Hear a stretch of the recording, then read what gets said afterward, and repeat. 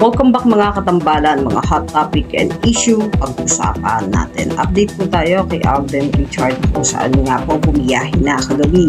Itong si Alden pauwi nga ng Pinas galing sa bakasyon niya sa Los Angeles. At pinakita nga yung ilang mga photos kung saan nga ay nasa airport itong si Alden at bitbit na nga yung kanyang mga bagahe. Samantalang sa latest post nga ni Alden kagabi ay sinout out nga nitong si Alden ang Cathay Pacific na kung saan nga po ay sabi niya dito, shout out to Cathay Pacific for fracturing my bike frame and unloading my bike box and bike rack on my way home to the Philippines. Please do something about this. Na talaga namang nagkaroon nga ng crack yung bike na ginagamit itong si Alden Richard na dinala nga niya sa Los Angeles pabalik nga ng Pinas. At kapansin-pansin nga yung ipinakitang crack doon sa bike ni Alden na napakalaki nga. Samantalang si Alden nga po ay nagpalit ng profile pic niya na kung saan nga po ay nakakaaliw yung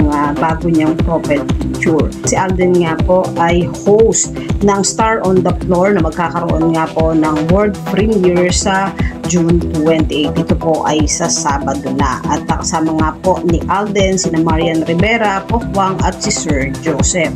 Samantalang si Alden naman ay nasa London Barrio Fiesta sa July 5 and 6. Ayan. At ito nga po ay sa Cranford Community College. House Law ay para sa Barrio Fiesta, July 5 and 6. Yan po yung mga update natin kay Alden ngayon. Kayo mga katambalan, ano ang masasabi nyo? Mag-comment lang sa comment section at pag-usapan natin.